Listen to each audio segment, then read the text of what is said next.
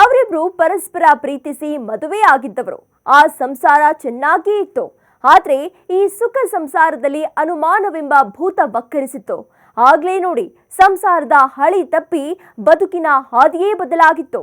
ಹೆಂಡತಿ ಮೇಲೆ ಪದೇ ಪದೇ ಅನುಮಾನ ಪಡ್ತಿದ್ದ ಪಾಪಿ ಪತಿ ಈಗ ಪತ್ನಿಗೆ ಚಾಕು ಇರಿದು ಬಿಟ್ಟಿದ್ದಾನೆ.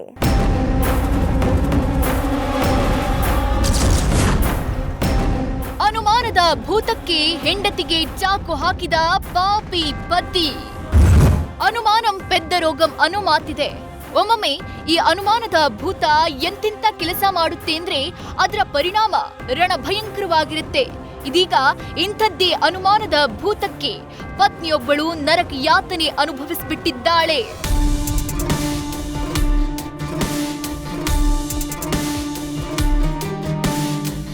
ಈ ಫೋಟೋದಲ್ಲಿ ನೋಡ್ತಿದ್ದೀರಲ್ಲ, ಈ ಆಸಾಮಿ ಹೆಸರು ಜಯಪ್ರಕಾಶ್ ಅಂತ. 2019ರಲ್ಲಿ ದಾವಣಗೆರೆಯ ದಿವ್ಯಾ ಅನ್ನೋ ಹುಡುಗಿಯನ್ನ ಜಯಪ್ರಕಾಶ್ ಮದುವೆಯಾಗಿದ್ದ. 32 ವರ್ಷದ ಜಯಪ್ರಕಾಶ್ ಹಾಗೂ 26 ವರ್ಷದ ದಿವ್ಯಶ್ರೀ ಪರಸ್ಪರ ಪ್ರೀತಿಸಿ 2019ರಲ್ಲಿ ದಾವಣಗೆರೆಯ ದೇವಸ್ಥಾನವೊಂದರಲ್ಲಿ ಮದುವೆಯಾಗಿದ್ರು. ಆದ್ರೀಗ ಪ್ರೀತಿಸಿ ಮದುವೆಯಾದ ಹೆಂಡತಿಗೆ ಈ ಪಾಪಿ ಚಾಕು ಹಾಕ್ಬಿಟ್ಟಿದ್ದಾನೆ. ಏನಂದ್ರೆ ಗಂಡ ಮತ್ತೆ ಹೆಂಡತಿ ಜಗಳದಲ್ಲಿ ಗಂಡ ಹೆಂಡತಿಯ ತೊಡೆಗೆ ಚಾಕುವಿಂದ ಚುಚ್ತಾರೆ. ಇದು ಕಾರಣ ಏನಂದ್ರೆ ಇಬ್ರು ಕೂಡ ಒಂದು ಕೇಟರಿಂಗ್ ಬಿಸ್ನೆಸ್ ಮಾಡ್ತಾ ಇರ್ತಾರೆ ಮೊದಲು. ಇತ್ತೀಚೆಗೆ ಗಂಡ ಕೇಟರಿಂಗ್ ಬಿಸ್ನೆಸ್ ಅನ್ನ ಬಿಟ್ಟು ಮನೇಲೇ ಇರ್ತಾನೆ, ಮತ್ತೆ ಅವರ ಹೆಂಡತಿನೂ ಕೂಡ ಬೇರೆ ಯಾವುದೋ ಇನ್ನೊಂದು ಕೆಲಸಕ್ಕೆ ಹೋಗ್ತಾ ಇರ್ತಾರೆ. ಸೊ ಇದು ಕಂಪ್ಲೇಂಟ್ ಅಲ್ಲಿ ಕೊಟ್ಟಿರ್ತಕ್ಕಂಥದ್ದು, ಅವರ ಹೆಂಡತಿ ಕಂಪ್ಲೇಂಟ್ ಅಲ್ಲಿ ಕೊಡ್ತಕ್ಕಂಥದ್ದು ಆಕೆಯ ಗಂಡನ ತಂಗಿಯ ಎಂಗೇಜ್ಮೆಂಟ್ ಇತ್ತು. ಎಂಗೇಜ್ಮೆಂಟ್ಗೆ ಈಕೆ ಹೋಗಿಲ್ಲ ಅಂತ ಹೇಳಿ ಒಂದು ಕಾರಣ, ಮತ್ತೆ ಕುಡಿದು ಗಲಾಟೆ ಮಾಡ್ತಾ ಇದ್ದ ಅಂತ ಹೇಳಿ ಈ ತರ ಆಕೆಯ ಮೇಲೆ ಹಲ್ಲೆ ಮಾಡಿ ಚಾಕುವಿಂದ ತೊಡೆಗೆ ಚುಚ್ಚಿರೋದಕ್ಕೆ ನಾವು ಒಂದು ಪ್ರಕರಣವನ್ನು ದಾಖಲಿಸ್ಕೊಂಡಿದ್ದೀವಿ. ಮದುವೆಯಾದ ಆರಂಭದಲ್ಲಿ ಎಲ್ಲಾ ಚೆನ್ನಾಗಿತ್ತು. ಆರಂಭದಲ್ಲಿ ಇಬ್ಬರು ಕ್ಯಾಟ್ರಿಂಗ್ ಒಂದು ಶುರು ಮಾಡಿ ಸಂಸಾರ ಸಾಗಿಸ್ತಾ ಇದ್ರು. ಆದ್ರೆ ಅದ್ಯಾವಾಗ ಜಯಪ್ರಕಾಶ್ ಆರೋಗ್ಯದಲ್ಲಿ ಏರುಪೇರು ಉಂಟಾಯ್ತು, ಸಂಸಾರದ ಬಂಡಿಯೇ ಉಲ್ಟಾ ಪಲ್ಟಾ ಆಗೋಯ್ತು. ಅತ್ತ ಜಯಪ್ರಕಾಶ್ ಕೆಲಸ ಕಾರ್ಯ ಬಿಟ್ಟು ಮನೆಯಲ್ಲಿ ಇದ್ದ. ಇನ್ನು ದಿವ್ಯಶ್ರೀ ಕೂಡ ಕ್ಯಾಟ್ರಿಂಗ್ ಕೆಲಸ ಬಿಟ್ಟು ಬೇರೊಂದು ಕೆಲಸಕ್ಕೆ ಹೋಗ್ತಾ ಇದ್ಲು. ಇಡೀ ಮನೆಯ ಜವಾಬ್ದಾರಿಯನ್ನ ತಾನೇ ಹೊತ್ತಿದ್ಲು. ಜೊತೆಗೆ ಗಂಡನ ಚಿಕಿತ್ಸಾ ವೆಚ್ಚವನ್ನ ನೋಡ್ಕೊಳ್ತಾ ಇದ್ಲು. ಆದ್ರೆ ಈ ವೇಳೆ ಜಯಪ್ರಕಾಶ್ಗೆ ಹೆಂಡತಿ ಮೇಲೆ ಅನುಮಾನ ಮೂಡೋದಕ್ಕೆ ಶುರುವಾಗಿದೆ. ಇದೇ ಕಾರಣಕ್ಕೆ ಪ್ರತಿದಿನ ದಿವ್ಯಾ ಜೊತೆ ಜಗಳ ಮಾಡೋದಕ್ಕೆ ಶುರು ಮಾಡಿದ್ದಾನೆ.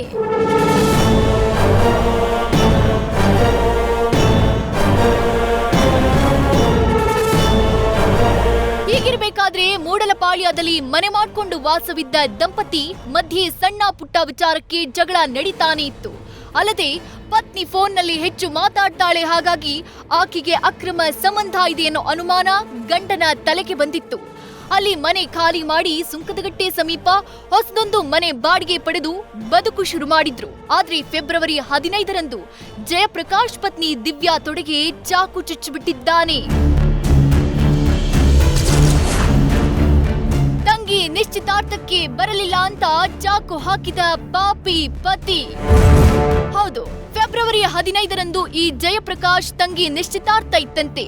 ಆದ್ರೆ ದಿವ್ಯಾ ಈ ನಿಶ್ಚಿತಾರ್ಥಕ್ಕೆ ಹೋಗಿಲ್ಲ. ಇದು ಜಯಪ್ರಕಾಶ್ ಕೋಪಕ್ಕೆ ಕಾರಣವಾಗಿತ್ತು. ಇದೇ ವಿಚಾರವಾಗಿ ದಿವ್ಯಶ್ರೀ ಜೊತೆಗೆ ಜಯಪ್ರಕಾಶ್ ಗಲಾಟೆ ಶುರು ಮಾಡಿದ್ದ.